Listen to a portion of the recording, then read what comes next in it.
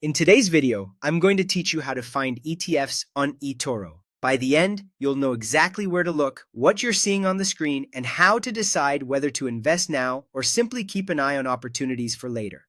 First, log into your eToro account using either the mobile app or the web platform. Make sure you're using the official app or website and a secure internet connection.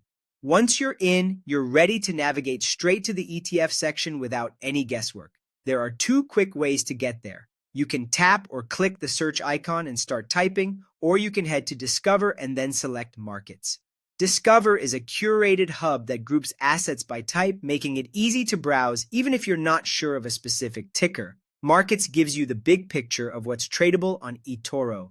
Next, choose ETFs from the category filters. You'll typically see categories like stocks, crypto, indices, and ETFs. Select ETFs to narrow the view to exchange-traded funds only.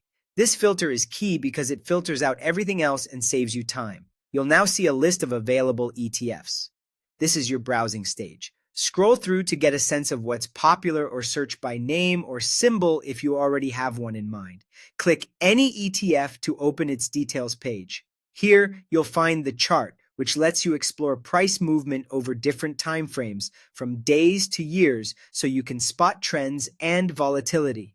The performance section summarizes how the ETF has done over various periods, giving you a snapshot of momentum and drawdowns. The stats area compiles fundamentals the platform provides for that fund, such as size, sector focus, and other key metrics.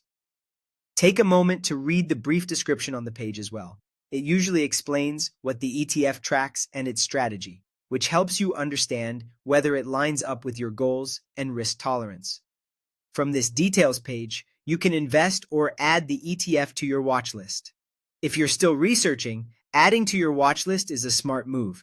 It keeps the fund handy on your home screen so you can monitor price and news without committing capital. If you're ready to proceed, select Invest and follow the on-screen prompts to open a position.